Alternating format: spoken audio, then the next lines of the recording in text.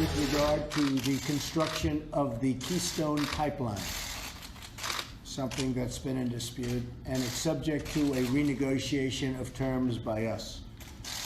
We're going to renegotiate some of the terms, and if they'd like, we'll see if we can get that pipeline built. A lot of jobs, 28,000 jobs.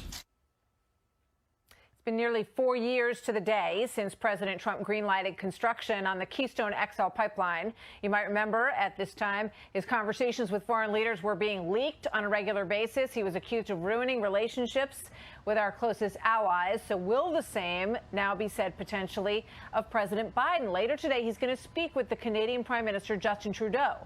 After bringing us back to the Obama days, blocking the XL project, which would have secured the transport of 830,000 barrels of oil each day, which firms up our energy independence, of course. Trudeau called this disappointment by the new President Biden, quote, disappointing.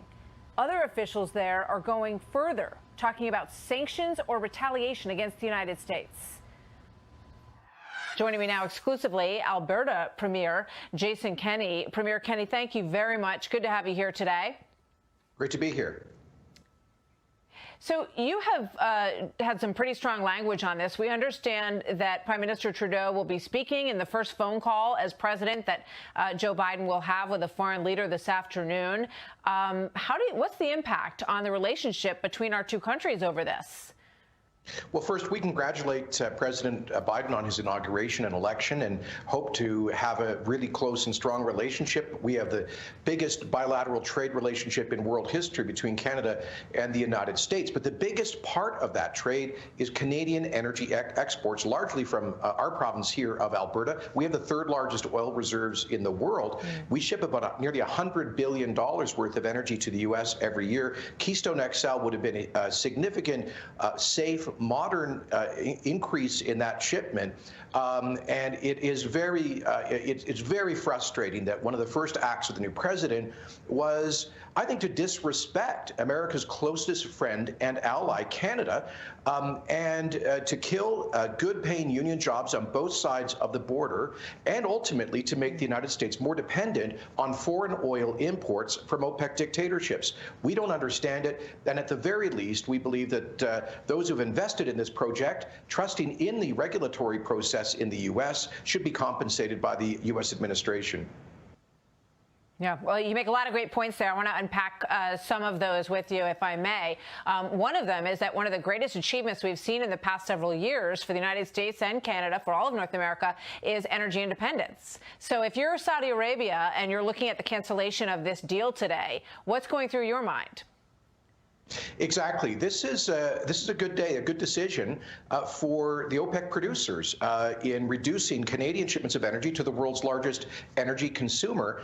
In particular, Keystone XL would, like the current Keystone pipeline, largely ship Alberta heavy crude, and many of the U.S. refineries down along the Gulf Coast are keyed up to process heavy. If they don't get it from Canada, they've got to get it from places ultimately like Venezuela, and I don't see how that's in the interests of the United States. So our plea to the Biden administration is, please take a half step back here, get into a conversation with your closest friend and ally, Canada, about how we can ensure a future for safe energy exports, continental energy independence and security between Canada and the U.S., while also taking very seriously climate policy and environmental policy. You know, President Obama's State Department concluded after rigorous study that Keystone XL would actually reduce carbon emissions because the alternative will be shipping it by rail, which is higher emitting and less safe.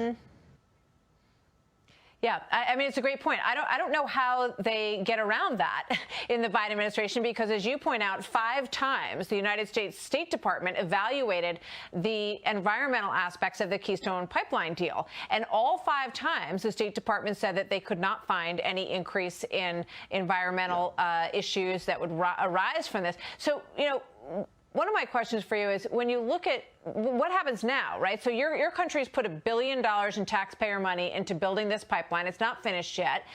So what happens now, and how does this oil get from Canada to the Gulf? How will it get there?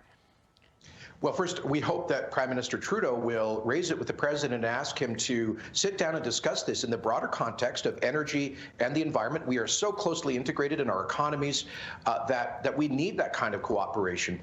Secondly, we are sending a message that there should be, the Canadian national government should stand up for our interests, just like we did against President Trump's unfair steel tariffs against our country, just like we stood up to his effort to rip up NAFTA.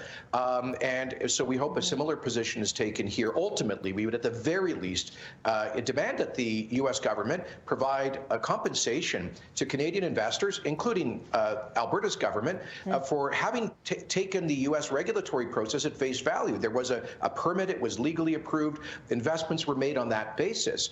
But ultimately, Canadian energy continues to flow to the United States. One thing we're concerned about are political forces trying to decommission a number of other safe pipelines that have been operating for decades. So I would call on our friends in the United States to realize Canada is your closest friend and ally. We're a much safer source of energy to fuel your economy than OPEC dictatorships. Yeah, before I let you go, you called for potential sanctions against the United States over this decision. Do you think that Prime Minister Trudeau will go that far when he speaks with President Biden on that phone call? I don't know, but all I can do is represent the interests of Albertans. We have the third largest oil reserves on Earth. We ship nearly $100 billion of that to the United States. We need that partnership, and we need to defend that as well as other efforts to decommission longstanding pipelines. Doing so would be devastating to the American economy. We need to find a way to work together on these issues. Yeah. I got to let you go. I know you're short on time, but just 30 more seconds here. Were you shocked by this decision? Did you look at President Biden as somebody who might say, well, let's look at this deal, let's see how it's working, and maybe we want to pull out and maybe we don't? Well, I wasn't shocked because his campaign did say that they would veto the presidential permit. Having said that, I was really disappointed that the new president didn't give enough respect to America's closest friend and ally to at least sit down with us and hear our case about how we've reduced carbon emissions from Canada's oil sands, about how this pipeline would operate on a net zero carbon emitting basis, how about First Nations, American Native communities that are taking an ownership stake in this, about the huge support of unions, the economic benefits. We have a strong case to make, and we just wish the U.S. administration would let us make that case.